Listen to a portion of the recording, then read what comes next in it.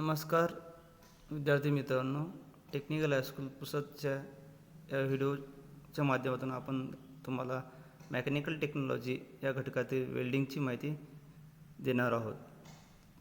आपला जो mechanical technology हा सब्जेक्ट आहे त्याच्यामधील जो पहिला घटक आहे तो आहे वेल्डिंग. त्या वेल्डिंग म्हणजे धातू जोडकाम पद्धत. धातू जोडकाम म्हणजे दोन धातू जोडण्याची जी क्रिया असते, जी क्रिया केली जाते तिला वेल्डिंग म्हणतात. त्या वेल्डिंगबद्दलची माहिती आपण या पाठातून शिकणार आहोत. आता वेल्डिंगची तुम्हाला ओळख करून घ्यायची. वेल्डिंग म्हणजे काय? दोन धातू कायमस्वरूपी जोडण्याच्या पद्धतीला वेल्डिंग म्हणतात.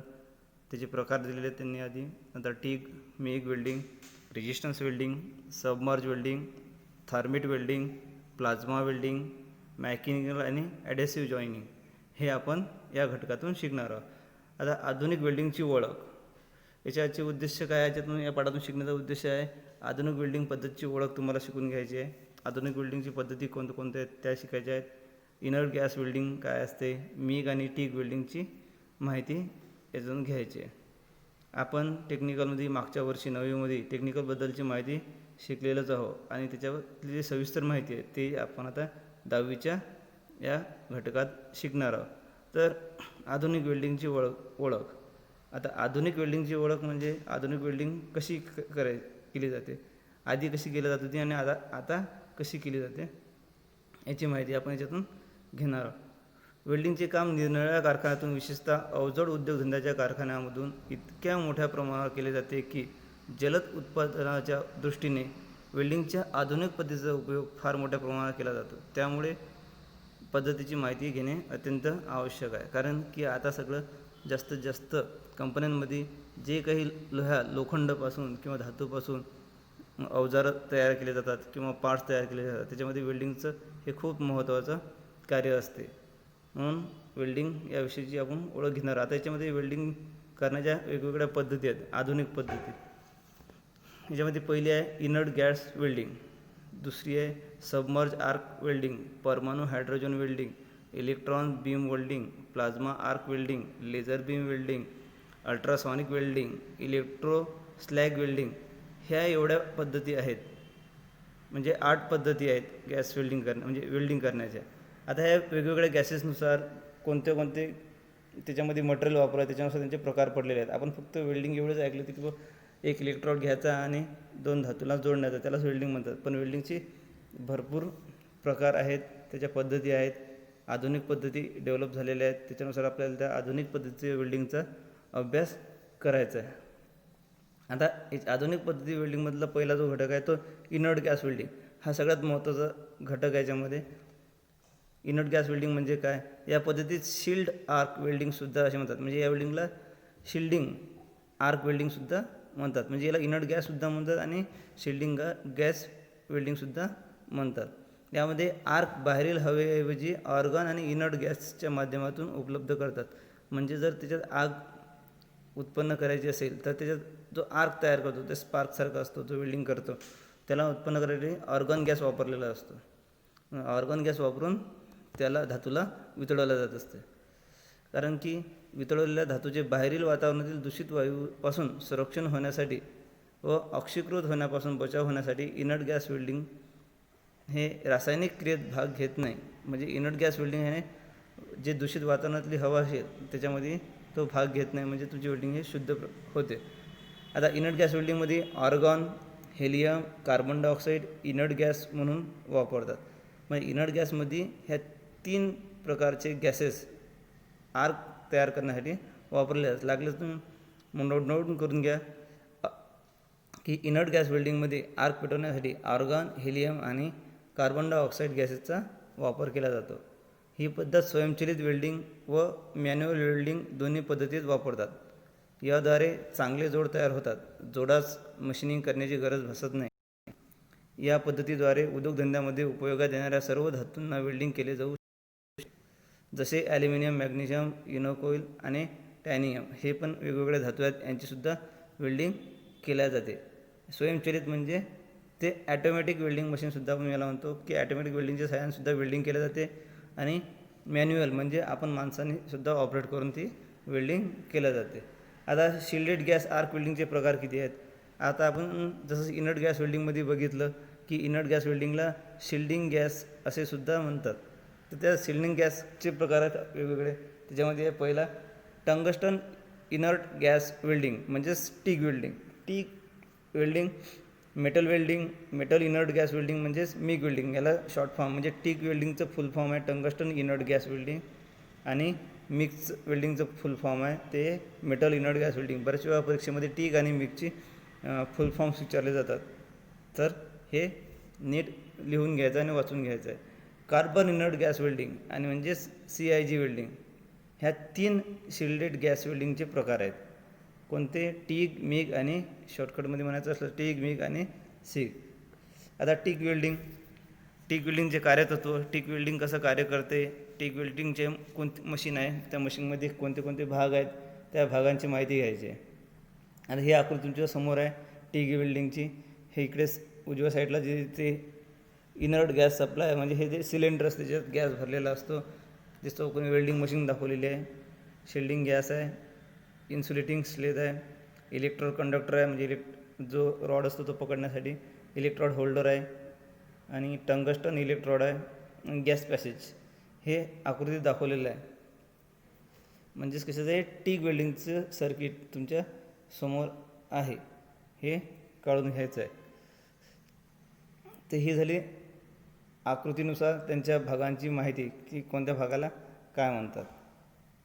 आता हे टिग वेल्डिंगचं तत्त्व काय आहे, हे कोणत्या तत्त्वावर कार्य करते, कारण की प्रत्येक उपकरणाचं हे तत्त्व असते, त्या तत्त्वावर ते कार्य करत असते. आता टिग वेल्डिंगचं तत्त्व आहे, या प्रोसेसमध्ये नॉन कन्झ्युमेबल इलेक्ट्रोड टंगस्टनच्या सहाय्याने इलेक्ट्रिकल मदतीने आर्क निर्माण केली जाते.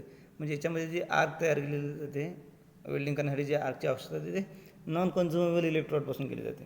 इलेक्ट्रोड सर्वांना माहिती आहे, नवीमध्ये आपण बघितलंच आहे. तर निर्माण होणारी आर्क हे उष्णतेद्वारे जॉब वितळला जातो. त्याच्यामध्ये जे आर्क म्हणजेच ती उष्णता तयार होते, ती उष्णतेने तो जॉब वितळवला जातो व त्यामध्ये अतिरिक्त फिलर रॉड देऊन किंवा न देता वेल्डिंगची क्रिया पूर्ण केली जाते. निर्माण होणारी आर्क वितळलेल्या मेटलचे संरक्षण होण्याकरता इनर्ट गॅसचा उपयोग केला जातो. यामध्ये टॉर्च अशा प्रकारे निर्माण केला जातो की इनर्ट गॅस हा इलेक्ट्रोडच्या सभोवताली राहून आर्क वेल्डिंग मोल्टन मेटलचे वातावरण सक्रिय वायूचे संरक्षण करतो. टंगस्टन धातूच्या इलेक्ट्रोडद्वारे आर्क निर्माण केला जातो व आर्कचे संरक्षण करण्याकरिता शिल्डेड गॅस म्हणून इनर्ट गॅसचा उपयोग करावा लागतो. म्हणून या प्रोसेसला tungsten inert gas arc welding असे म्हणतात. म्हणजे ही आर्क पेटवण्यासाठी टंगस्टन धातूच्या इलेक्ट्रोडद्वारे आर्क निर्माण केले, म्हणजे टंगस्टन धातू वापरतात, त्याच्यानुसार आर्क तयार केली जात असते आणि या आर्कचं संरक्षण करण्याचं काम असते शिल्डिंग गॅस. शिल्डिंग गॅस हे इनर्ट गॅसचा उपयोग करावा लागतो. म्हणजेच त्याच्यामध्ये काय असते, चांगल्या प्रकारे वेल्डिंग होण्यासाठी जी गरज असते ती शिल्डिंगची असते. म्हणून टंगस्टनमध्ये म्हणजे टंगस्टन धातूचा इलेक्ट्रोड म्हणजेच त्याला टिग म्हणजे टंगस्टन इनर्ट गॅस वेल्डिंग म्हणूनच त्याला असे म्हणतात की ज्या वेल्डिंगमध्ये टिग वेल्डिंगमध्ये टंगस्टन इलेक्ट्रोड धातूचा वापर करून आर्क निर्माण केले जाते. हे सगळ्यात महत्त्वाचं वाक्य आहे की टिगमध्ये टंगस्टन धातूचा इलेक्ट्रोडचा वापर केला जातो, मला टिग म्हणतात. आता टिग वेल्डिंगचे उपयोग येणारे साहित्य, याच्यामध्ये टिग वेल्डिंगमध्ये काय काय साहित्य असते. पहिलं आहे हाय फ्रिक्वेन्सी युनिट म्हणजे DC सप्रेशर युनिट. दुसरं आहे गॅस सिलेंडर ज्याच्यामध्ये गॅस भरून ठेवले जातात, गॅसेस. नंतर आहे pressure regulator, flowmeter, electrode tungsten, welding torch आणि केबल. एवढे 8 साहित्य या मशिनरीला लावलेले असतात. यातलं पहिलं आहे हाय फ्रिक्वेन्सी युनिट. याचं काय काम आहे, इलेक्ट्रोड हा जॉबला स्पर्श न करता आर्क निर्माण करणे आणि वेल्डिंग करीत असताना स्थिर आर्क देणे या युनिटचा उपयोग केला जातो. हाय फ्रिक्वेन्सी म्हणजे जास्त फ्रिक्वेन्सी त्याच्यात पाठवून त्याच्यामध्ये आर्क निर्माण करायचं काम आणि ती आर्क स्थिर एकसारखी राहिली पाहिजे, याचं काम हाय फ्रिक्वेन्सी युनिट करत असते. DC प्रेशर सप्रेशर युनिट म्हणजे AC आणि DC टिग वेल्डिंगमध्ये जेव्हा AC प्रवाहाच्या सहाय्याने वेल्डिंग करायचे असेल तेव्हा त्या मशीनमध्ये DC कंपोनंट सुरक्षित राहावेत यासाठी DC सप्रेशर युनिट हे पॉवर सोर्ससोबत HF युनिटच्या अगोदर सिरीजमध्ये जोडलेले असते. टिग वेल्डिंगमध्ये पॉवर सोर्स म्हणून ट्रान्सफॉर्मर म्हणजे पॉवर सोर्स म्हणजे जिथून आपल्याला पॉवर पुरणार आहे वेल्डिंग मशीनला त्याला म्हणतात ट्रान्सफॉर्मर. रेक्टिफायर, जनरेटर यापैकी मशीनचा उपयोग होतो. ट्रान्सफॉर्मर हा इनकमिंग सप्लाय घेतो आणि आउटकम सप्लाय देतो. रेक्टिफायरचं काम आहे, त्यात AC चं DCमध्ये रूपांतर करायचं असेल तर रेक्टिफायरचा उपयोग होतो. रेक्टिफायरपासून DC तयार झाले असेल तर जनरेटरचा उपयोग AC DCमध्येच करण्यासाठी उपयोग केला जात असतो. आता हे गॅस सिलेंडर. आता याच्यात टिक वेल्डिंगसाठी जे गॅस सिलेंडर वापरला जातो याच्यामध्ये कोणता वायू असतो, त्यामध्ये ऑर्गॉन हा वायूचा उपयोग केलेला असतो. या सिलेंडरमध्ये ऑक्सिजन सिलेंडरप्रमाणेच निर्माण केला असतो. या सिलेंडरचा रंग आकाशी किंवा निळा असतो. बरेच वेळा परीक्षेमध्ये प्रश्न विचारला जातो की गॅस सिलेंडरचा रंग कसा असतो, म्हणजे टिक वेल्डिंगसाठी जे सिलेंडर वापरलं जातं त्याच्यामध्ये गॅस कोणता असतो, ऑर्गॉन असतो, आणि या सिलेंडरचा रंग कसा असतो तर निळा असतो. आता या स्टँडर्ड सिलेंडरची उंची असते 51 इंच. यातील व्यास जो असतो तो 8.5 इंच असतो आणि बाहेरील व्यास जो असतो तो 9 इंचाचा असतो. टिक वेल्डिंगमध्ये शिल्डिंग गॅस. टिक वेल्डिंगमध्ये ऑर्गॉन आणि हेलियम या 2 वायूचा वापर करतात. तसेच ऑर्गॉन वायूमध्ये हेलियम व हायड्रोजन हे वायू मिक्स वापरतात. आता पुढे टिक वेल्डिंग. टिक वेल्डिंगमधील उपयोगात येणारे शिल्डिंग गॅसेसचे परिणाम. आता हे शिल्डिंग गॅस आपण आतापर्यंत शिकलो. इनर्ट गॅसला शिल्डिंग गॅससुद्धा असे म्हणतात. त्याच्यात ऑर्गॉन गॅस वापरतात, कार्बन डायऑक्साईड वापरतात.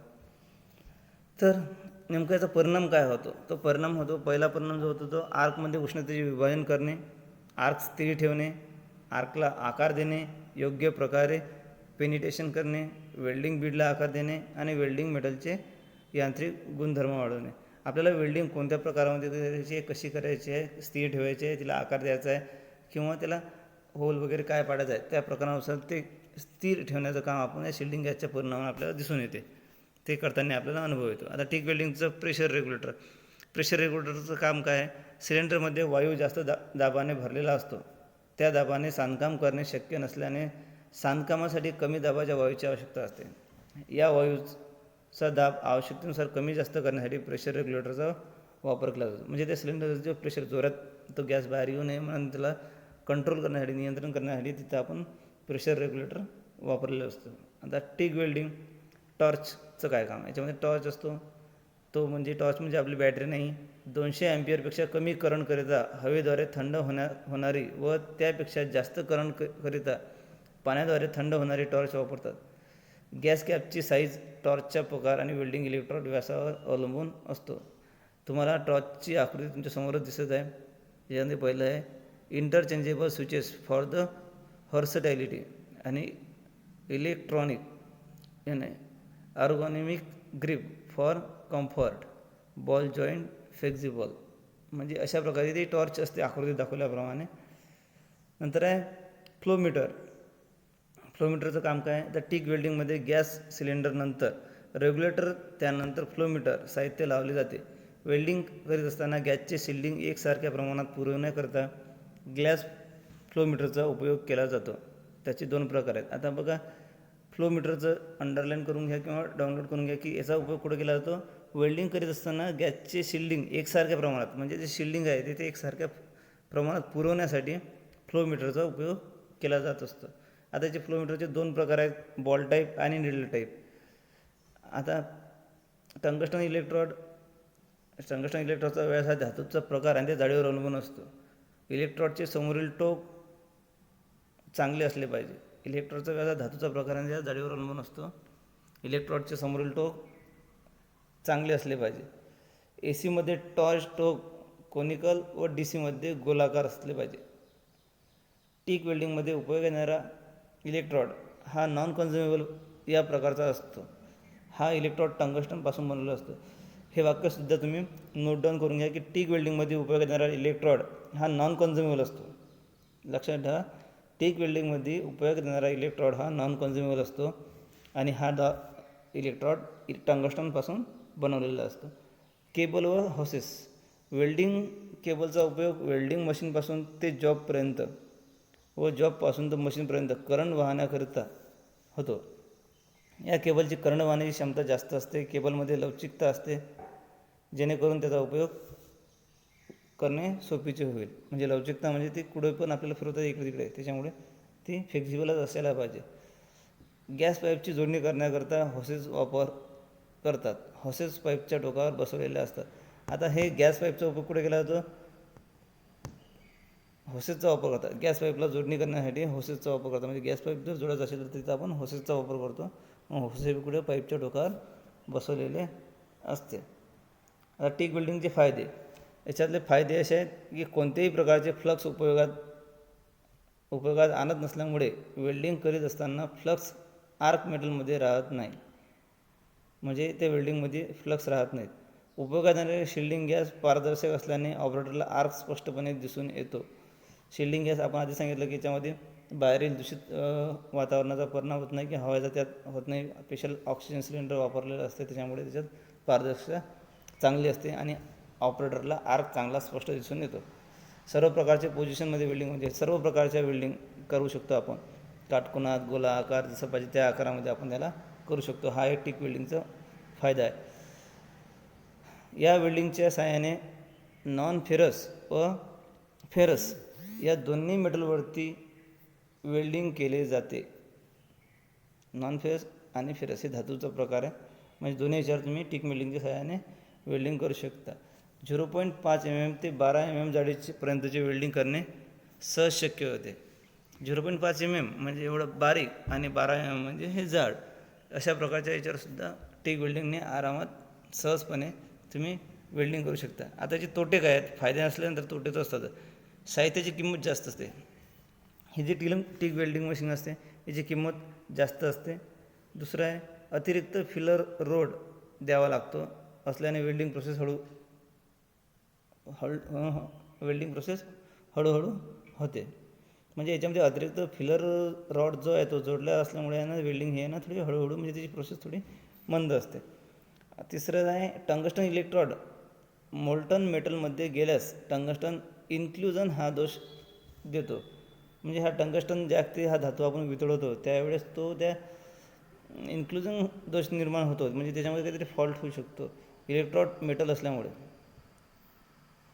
टिक वेल्डिंगचे उपयोग. टिक वेल्डिंगचा उपयोग कुठं होतो? टिक वेल्डिंगद्वारे खाली दिलेल्या सर्व अलॉय मेटलवरती वेल्डिंग करता येते. म्हणजेच टिक वेल्डिंगचा उपयोग आपण कार्बन स्टीलवर करू शकतो, लो अलॉय स्टीलवरही करू शकतो, स्टेनलेस स्टीलवरही होऊ शकते. ॲल्युमिनियम वेल्डिंग या मिश्र धातू जर एकत्रीकरण करायचं असेल तिथेही वेल्डिंग होते. कॉपर आणि निकेलवरही वेल्डिंग करता येते, कास्ट आयर्नवर इत्यादीवर करता येते.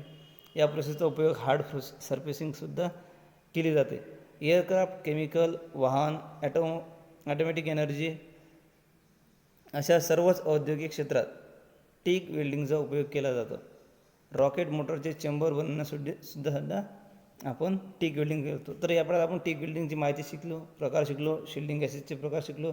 पुढच्या याच्यामध्ये आपण मिग वेल्डिंगबद्दल माहिती घेऊया.